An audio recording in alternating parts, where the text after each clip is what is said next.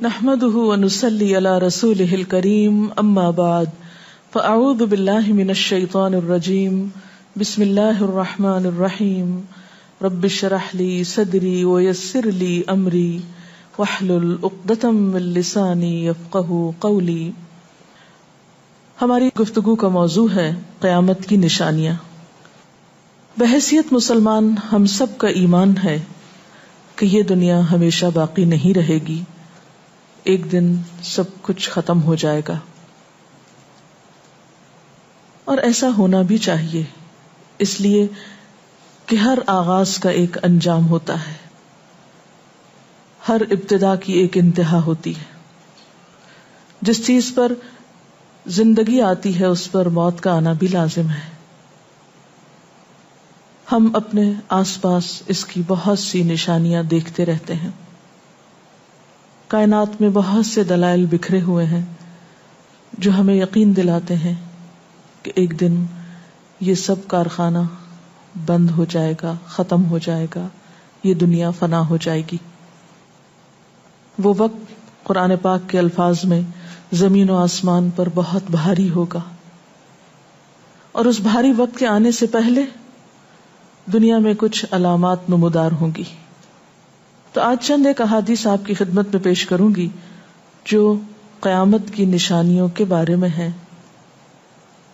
اس سے ایک تو ہمیں اپنے عمل کا جائزہ لینے کا موقع ملے گا، دوسرے ان سے یہ بات سامنے آتی ہے کہ نبی صلی اللہ علیہ وسلم کی باتیں کتنی سچی باتیں تھیں. وہ لوگ جو حدیث کا انکار کرتے ہیں یا احادیث کا مذاق اڑاتے ہیں، وہ ان احادیث کی روشنی میں آج کے حالات کو دیکھ سکتے ہیں کہ آپ صلی اللہ علیہ وسلم نے اللہ تعالی کی بھیجی ہوئی وحی کی روشنی میں جو باتیں فرمائیں آج وہ ہم اپنی آنکھوں سے دیکھ رہے ہیں.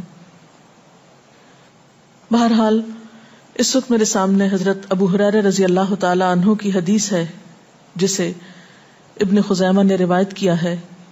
رسول اللہ صلی اللہ علیہ وسلم نے فرمایا، قیامت کی نشانیوں میں سے ہے کہ آدمی مسجد کے پاس سے گزرے گا مگر اس میں 2 رکعتیں ادا نہیں کرے گا. آج کتنے ہی لوگ ایسے ہیں کہ جن کے گھروں کے سامنے مسجدیں ہیں، وہ دن رات مسجدوں سے آوازیں سنتے ہیں لیکن مسجد کے اندر نہیں جاتے.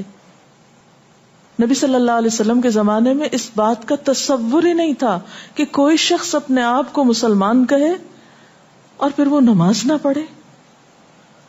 اسی لیے ہم دیکھتے ہیں کہ منافقین ہر حال میں مسجد میں پہنچتے تھے، بلکہ انہوں نے اپنی ایک الگ مسجد بھی بنائی تھی یا مسجد نامی عمارت بنائی تھی. لیکن قیامت کے نزدیک مسجدوں کے پاس سے گزرنے والے مسجد نہیں جائیں گے. ایک اور حدیث میں آتا ہے، حضرت انس فرماتے ہیں رضی اللہ تعالی عنہ کہ اللہ کے رسول صلی اللہ علیہ وسلم نے فرمایا، لوگوں پر ایک ایسا دور آئے گا کہ ان میں اپنے دین کی حفاظت پہ صبر کرنے والا اس شخص کی مانند ہوگا جو آگ کے انگارے کو اپنی مٹھی میں تھامنے والا ہے. یعنی دین پر استقامت اور دین پر عمل اتنا مشکل ہو جائے گا بعض اوقات کہ جیسے ایک انگارہ ہاتھ میں لینا کہ انسان نہ لے سکے اور نہ پھینک سکے. ایک اور نشانی جو آپ صلی اللہ علیہ وسلم نے ہمیں بتائی وہ یہ کہ زمانہ قریب آ جائے گا، عمل میں نقص واقع ہوگا اور بخیلی پیدا ہو جائے گی، دل تنگ ہو جائیں گے. ایک اور حدیث میں آتا ہے کہ بخیلی کا عام ہونا قیامت کی نشانیوں میں سے ہے. آج آپ دیکھیں کہ بسا اوقات انسان کے پاس اللہ کی دی ہوئی بے شمار نعمتیں ہوتی لیکن انسان ان نعمتوں میں کسی کو شریک نہیں کرتا.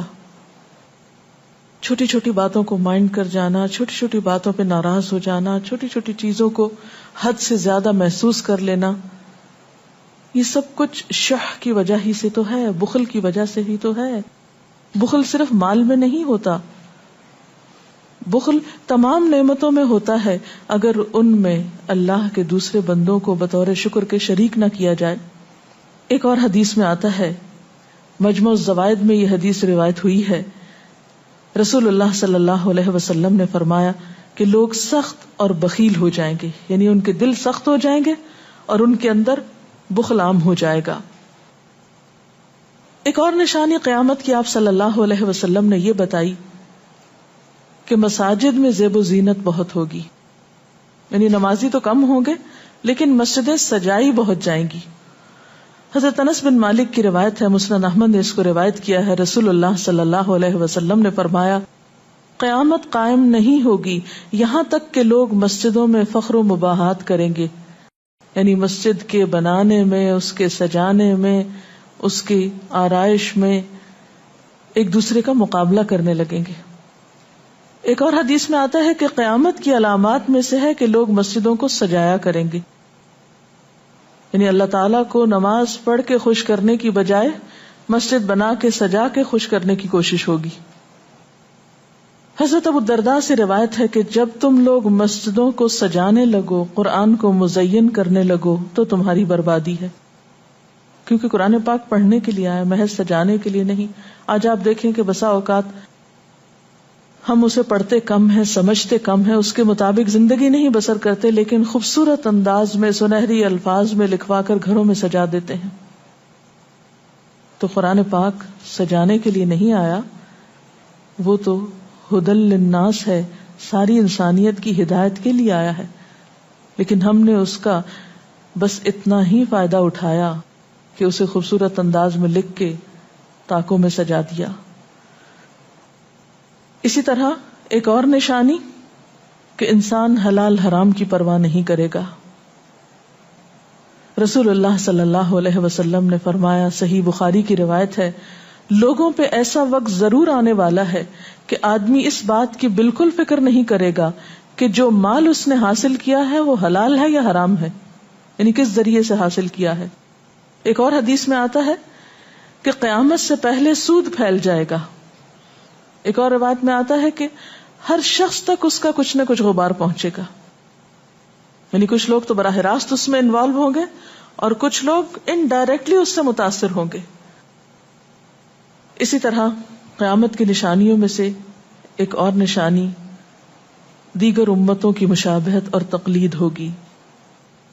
حضرت ابو سعید رضی اللہ تعالی عنہ سے روایت ہے، رسول اللہ صلی اللہ علیہ وسلم نے فرمایا، تم اپنی سابقہ امتوں کی ایک ایک بالشت اور ایک ایک گز میں اتباع کرو گے، یعنی چھوٹے سے چھوٹے معاملے میں اور بڑے سے بڑے معاملے میں ان کی پیروی کرو گے، حتیٰ کہ اگر وہ کسی سانڈے کے سوراخ میں داخل ہوئے ہوں گے، یعنی گوہ کے سوراخ میں، تو تم بھی ان کی پیروی کرو گے، اس سوراخ میں بھی گھسو گے. ہم نے پوچھا، یا رسول اللہ صلی اللہ علیہ وسلم، کیا آپ کی مراد یہود و نصارہ ہیں؟ فرمایا، پھر اور کون؟ اور آج ہم مسلمان دیکھ سکتے ہیں کہ ہم کس کی پیروی کر رہے ہیں، کتاب اللہ اور سنت رسول اللہ صلی اللہ علیہ وسلم کی یا کسی اور کی. قیامت کی نشانیوں میں سے ایک نشانی زلزلے بکثرت آئیں گے.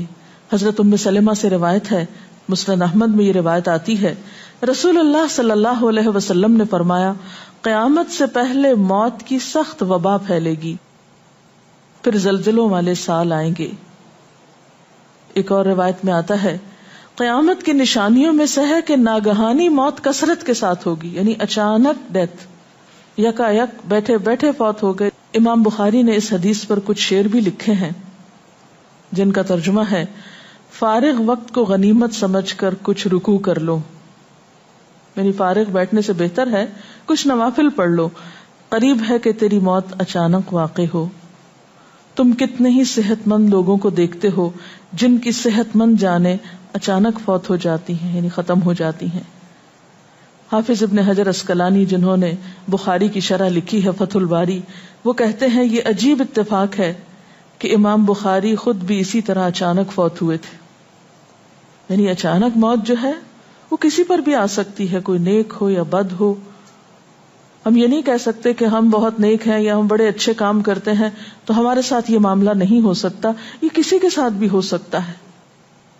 اس لیے جو وقت آج ہمیں حاصل ہے، جو لمحات آج ہمیں ملے ہیں، ان کو غنیمت سمجھیں اور نیکی کے کام میں پیچھے نہ رہیں. پھر قیامت کی نشانیوں میں سے ایک نشانی یہ بھی بتائی گئی کہ لوگ جان پہچان والوں کو بس سلام کریں گے. عامر بن اسود فرماتے ہیں رضی اللہ تعالی عنہ، کہ ہم حضرت عبداللہ بن مسعود کے ساتھ ایک مسجد میں گئے تو جماعت کھڑی تھی، پھر لوگوں نے رکوع کیا اور ہم بھی رکوع کرتے ہوئے ساتھ شامل ہو گئے۔ اتنے میں ایک آدمی آیا اور کہنے لگا، ابو عبد الرحمن، یہ عبداللہ بن مسعود کی کنیت ہے، آپ کو سلام۔ عبداللہ بن مسعود نے حالت رکوع ہی میں فرمایا، اللہ اور اس کے رسول صلی اللہ علیہ وسلم نے سچ کہا تھا۔ نماز کے اختتام پر کچھ لوگوں نے آپ سے پوچھا کہ آپ نے فلاں شخص کے سلام پر یہ کیوں کہا کہ صدق اللہ و رسول، اللہ اور اس کے رسول صلی اللہ علیہ وسلم نے سچ کہا۔ ابن مسعود نے فرمایا، میں نے نبی صلی اللہ علیہ وسلم سے سنا کہ قیامت کی نشانیوں میں سے ہے کہ سلام صرف پہچان والوں کو کیا جائے گا۔ یعنی آپ کسی مجلس میں جاتے ہیں، مسنون طریقہ کیا ہے؟ اگر آپ کسی گیدرنگ میں جائیں، سب کو بیک وقت السلام علیکم کہیں، لیکن بہت دفعہ آپ نے دیکھا ہوگا کہ لوگ آتے ہیں، سب کو نہیں پوچھتے، ان میں سے جو جان پہچان والا ہوتا ہے اس کا نام لے کر بس سلام کرتے ہیں۔ پھر اسی طرح ایک اور نشانی یہ کہ لوگ دعا اور طہارت میں زیادتی کریں گے۔ حضرت سعد رضی اللہ تعالی عنہ سے روایت ہے، انہوں نے سنا کہ ان کا بیٹا اس طرح دعا کر رہا ہے، یا اللہ میں تجھ سے جنت کا سوال کرتا ہوں، اس کی نعمتوں کا سوال کرتا ہوں، اس کی رونقوں اور تر و تازگیوں کا سوال کرتا ہوں، وغیرہ وغیرہ، اور میں آگ سے تیری پناہ مانگتا ہوں، اس کی زنجیروں سے اور طوقوں سے پناہ مانگتا ہوں۔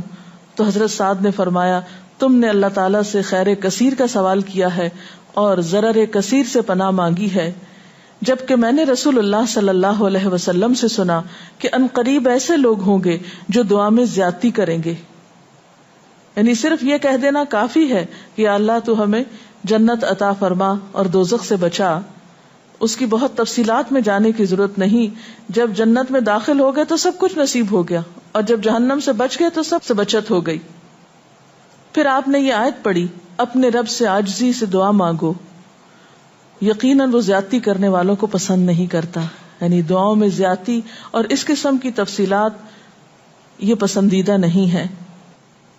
تمہیں یہی کافی تھا کہ تم یوں کہتے، یا اللہ میں تجھ سے جنت اور ہر اس قول و عمل کا سوال کرتا ہوں جو جنت کے قریب کر دے، اور میں تیری پناہ چاہتا ہوں جہنم سے اور ہر اس قول و عمل سے جو جہنم کے قریب کرے۔ تو اتنا کہنا کافی تھا۔ پھر قیامت کی نشانیوں میں سے ایک نشانی آپ صلی اللہ علیہ وسلم نے یہ بھی بتائی کہ نااہل حاکم مقرر کیے جائیں گے۔ حضرت ابو ہریرہ سے روایت ہے کہ قیامت کی نشانیوں میں سے ہے کہ ذلیل اور کمینے لوگ نیک شریف لوگوں پر غالب ہو جائیں گے۔ کیوں ابن مسعود، کیا تم نے بھی یہ بات میرے محبوب صلی اللہ علیہ وسلم سے سنی ہے؟ ابن مسعود نے فرمایا، ہاں رب کعبہ کی قسم۔ حضرت حذیفہ سے روایت ہے کہ قیامت اس وقت تک قائم نہ ہوگی جب تک کہ تم اپنے امام کو قتل نہ کرو گے، یعنی لوگ اپنے حاکموں کو مارنے لگیں گے اور اپنی تلواروں کے ساتھ آپس میں ہی لڑائی کرو گے، علاوہ ازیں تم میں سے بدترین لوگ تمہاری دنیا کے وارث ہو جائیں گے۔ اسی طرح قیامت کی نشانیوں میں سے ایک نشانی یہ بھی ہے، حضرت عبداللہ بن مسعود سے مروی ہے کہ رسول اللہ صلی اللہ علیہ وسلم نے فرمایا، قیامت کے قریب صرف مخصوص لوگوں کو سلام کیا جائے گا۔ تجارت اس قدر پھیل جائے گی کہ عورت تجارت میں اپنے خاوند کا ہاتھ بٹائے گی، یعنی اتنا بزنس ہوگا کہ مرد سے اکیلے نہیں سنبھالا جائے گا، عورتیں اس میں شریک ہوں گی، رشتہ داری توڑی جائے گی، یعنی مال کثرت سے ہونے کے باوجود رشتہ داروں کا خیال نہیں رکھا جائے گا، جھوٹی گواہی دی جائے گی، حق چھپایا جائے گا، اور قلم کا ظہور ہو جائے گا، یعنی نشر و اشاعت خوب ہوگی، خوب لکھا جائے گا۔ ایک اور روایت میں آتا ہے کہ وقت مختصر ہو جائے گا۔ آج آپ دیکھیے ہر شخص وقت کی کمی کی شکایت کرتا ہے۔ حضرت ابو ہریرہ رضی اللہ تعالیٰ عنہ سے روایت ہے، رسول اللہ صلی اللہ علیہ وسلم نے فرمایا، قیامت قائم ہونے سے پہلے یہ نشانی ظاہر ہوگی کہ زمانہ قریب آ جائے گا، یتقارب الزمان، سال مہینے کی طرح، مہینہ ہفتے کی طرح، ہفتہ دن کی طرح، اور ایک دن ایک گھنٹے کی طرح، اور ایک گھنٹہ آگ کے شعلے کی طرح تیزی سے گزرنے والا ہو جائے گا۔ اور آج آپ دیکھیے کہ اللہ کے رسول صلی اللہ علیہ وسلم کی یہ بات کتنی سچ معلوم ہوتی ہے کہ ہر شخص وقت کی کمی کا شکار ہے، اور پتہ ہی نہیں چلتا ہفتہ گزر گیا، پتہ ہی نہیں چلتا مہینہ گزر گیا، پتہ ہی نہیں چلتا سال گزر گیا، پتہ ہی نہیں چلتا اتنی عمر گزر گئی، کل کی بات لگتی ہے. اور انڈائریکٹلی یہ اشارہ اس بات کی طرف کہ زندگی کی رفتار بہت تیز ہو جائے گی، یعنی فاسٹ لائف جس کو آپ کہتے ہیں اس کا شکار ہو جائے گا. ایک اور روایت میں آتا ہے کہ دنیا محبوب ہو جائے گی، موت سے نفرت ہو جائے گی. حضرت ابو ہریرہ سے روایت ہے رسول اللہ صلی اللہ علیہ وسلم نے حضرت ثوبان سے فرمایا، اے ثوبان، اس وقت تمہارا کیا حال ہوگا جب دوسری امتیں تم پر اس طرح ٹوٹ پڑیں گی جس طرح تم کھانے کے برتن پہ ٹوٹ پڑتے ہو. ثوبان نے کہا، میرے ماں باپ آپ پہ قربان، اے اللہ کے رسول صلی اللہ علیہ وسلم، کیا اس وقت ہم تعداد میں کم ہو جائیں گے؟ فرمایا، نہیں، بلکہ تم کثرت میں ہوگے، لیکن اللہ تعالیٰ تمہارے دلوں میں وہن ڈال دے گا. صحابہ نے پوچھا، یا رسول اللہ صلی اللہ علیہ وسلم، وہن کیا چیز ہے؟ آپ نے فرمایا، دنیا سے محبت اور جہاد سے نفرت. اور ایک روایت میں آتا ہے، دنیا سے محبت اور موت سے نفرت. اسی طرح نیک لوگ آہستہ آہستہ کم ہو جائیں گے. رسول اللہ صلی اللہ علیہ وسلم نے فرمایا، نیک لوگ یکے بعد دیگرے رخصت ہوتے جائیں گے، فوت ہوتے جائیں گے. فضول لوگ باقی رہ جائیں گے، بیکار، نکمے، جس طرح جو کا بھوسا یا ردی کھجور باقی رہ جاتی. اللہ تعالیٰ ان فضول لوگوں کی کچھ پرواہ نہ کرے گا، کوڑے کرکٹ کی طرح ہوں گے جن کی کچھ پرواہ نہ کرے گا کہ ان کو پھینک دیا جائے یا کاٹ دیا جائے یا کہیں جلا دیا جائے. ایسے لوگوں کی اللہ تعالیٰ کو کچھ بھی ضرورت نہیں ہو. حضرت عمرو بن شعیب اپنے والد سے اور اپنے دادا سے روایت کرتے ہیں، رسول اللہ صلی اللہ علیہ وسلم نے فرمایا، لوگوں پر ایک ایسا وقت آئے گا کہ ان کی خوب چھانٹی صفائی کی جائے گی تو فضول لوگ باقی رہ جائیں گے اور نیک لوگ ختم ہو جائیں گے. پھر آپ نے اپنے دونوں ہاتھوں کی انگلیوں کو آپس میں ملا کر فرمایا، اس طرح ان کے وعدے اور امانتیں خلط ملط ہو کر رہ جائیں گے اور وہ اختلافات کا شکار ہو جائیں گے. یعنی نہ ان میں وعدوں کا پاس ہوگا، نہ امانتوں کی ادائیگی کا احساس ہوگا، اور وہ ایک ہی چیز جانیں گے اور وہ لڑائی جھگڑا، اختلافات. کیونکہ کوڑا کرکٹ ہے نا، کوئی وزن تو اس کا ہے نہیں، کوئی اصول تو ہے نہیں، کسی نیک کام میں استقامت تو ہے نہیں، بس جدھر کو پانی جا رہا ہے اس پہ بہ رہے ہیں، ہوا چل رہی ہے اس پہ اڑ رہے ہیں. تو ایسے نکمے اور بیکار لوگ باقی بچیں گے اور پھر ایک دن دنیا اپنے اختتام کو پہنچ جائے گی. ہر گھر میں فتنہ داخل ہو جائے گا. حضرت عوف بن مالک فرماتے ہیں کہ میں غزوہ تبوک کے موقع پر رسول اللہ صلی اللہ علیہ وسلم کی خدمت میں حاضر ہوا، جبکہ آپ اس وقت چمڑے کے ایک خیمے میں تشریف فرما تھے. آپ نے فرمایا، قیامت کی 6 نشانیاں گن لو. پھر ایک ایسا عام اور تباہ کن فتنہ ہوگا کہ عرب کا کوئی گھر بھی اس کی لپیٹ میں آنے سے محفوظ نہ رہ سکے گا. تو اللہ تعالیٰ سے دعا ہے کہ وہ ہمارے ایمان اور عمل کی حفاظت فرمائے اور ہمیں نیکی کی توفیق عطا فرمائے، اپنی ذمہ داریوں کو صحیح معنوں میں پورا کرنے کی توفیق عطا فرمائے. اگر آپ کے ذہن میں کوئی سوال ہو تو آپ کر سکتے ہیں.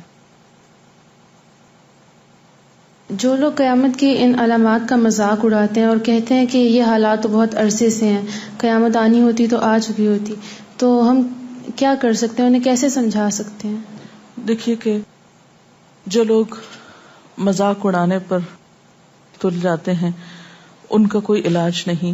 نبی صلی اللہ علیہ وسلم کے زمانے میں بھی ایسے لوگ موجود تھے جو دین کے شاعر کا مذاق اڑاتے تھے. قرآن نے ایسے لوگوں کو منافق بتایا ہے. اور بات یہ ہے کہ جب قیامت آئے گی تو پھر کسی سے پوچھ کر نہیں آئے گی، اس کا وقت تو اللہ تعالیٰ کو معلوم ہے، اور جب آ جائے گی تو کوئی اس سے فرار حاصل نہیں کر سکے گا. آج ہمیں اللہ تعالیٰ نے اختیار دیا ہے، چاہیں تو کسی چیز کو مانیں اور چاہیں تو انکار کر دیں، لیکن جب اصل حقیقت سامنے آئے گی تو پھر ہم انکار نہ کر سکیں گے. آپ نے بتایا کہ قیامت کی نشانیوں میں ہے کہ طہارت میں بھی زیادتی کی جائے گی، تو اس سے کیا مراد ہے؟ اس کا معنی یہ ہے کہ لوگ طہارت حاصل کرتے وقت وسائل یا ریسورسز کو بہت ضائع کریں گے. مثلاً یہ کہ وضو کرتے وقت بہت زیادہ پانی لنڈھانا، بہت صابن گرانا، اسی طرح نہاتے وقت بہت پانی ضائع کرنا. نبی صلی اللہ علیہ وسلم کے زمانے میں پانی کی قلت بھی ہوتی تھی، لیکن اس کے باوجود آپ صلی اللہ علیہ وسلم کی تعلیمات میں ہے یہ بات کہ ایک شخص کو آپ نے فرمایا تھا کہ خواہ تم دریا کے کنارے بیٹھے ہو پھر بھی وضو کے لیے اتنا ہی پانی لو جتنا تمہاری ضرورت ہے، یعنی بہت زیادہ پانی ضائع نہ کرو. آج ہم دیکھتے ہیں کہ بہت سے وسائل کے ذریعے پانی کا حصول بعض علاقوں میں بہت آسان ہو گیا ہے اور لوگ بہت ناقدری کے ساتھ پانی ضائع کرتے ہیں. مثلاً بعض دفعہ دیکھا گیا ہے کہ برش کرنے کے وقفے میں ٹیپ کھول دی جاتی ہے، بعض اوقات 5 منٹ تک ٹیپ میں سے پانی بہتا رہتا ہے اور آرام آرام سے لوگ اپنی طہارت اور صفائی کا اہتمام کرتے رہتے ہیں. تو کسی بھی طرح کے وسائل کو ضائع کرنا جو ہے وہ اسلامی تعلیمات کے خلاف ہے، خواہ وہ دین کے کسی کام کے کرنے میں ہی کیوں نہ استعمال کیے جائے، وضو جیسی چیز میں ہی کیوں نہ استعمال کیے جا رہے ہوں. تو طہارت میں مبالغہ آرائی کا مطلب یہی ہے، وسائل کا ضیاع. دعا میں زیادتی کا مقصد کیا لمبی دعاؤں کا بھی مراد یہ ہوگا؟ اصل میں دعا تو حسب ضرورت کی جا سکتی ہے، حسب موقع. کبھی آپ کے پاس وقت زیادہ ہوتا ہے تو آپ دیر تک بھی دعا کر سکتے ہیں، مخصوص اوقات میں، مخصوص قبولیت کی جگہوں پر. لیکن سنت کے طریقے سے ہٹ کر مبالغہ آرائی کے انداز میں دعا کرنا اور پھر ردیف قافیے ملا کر دعا کرنا یا شعر و شاعری کے انداز میں دعا کرنا، ان چیزوں سے منع کیا گیا ہے. وآخر دعوانا ان الحمد للہ رب العالمین. سبحانک اللہم وبحمدک نشہد ان لا الہ الا انت نستغفرک ونتوب الیک. والسلام علیکم ورحمۃ اللہ وبرکاتہ.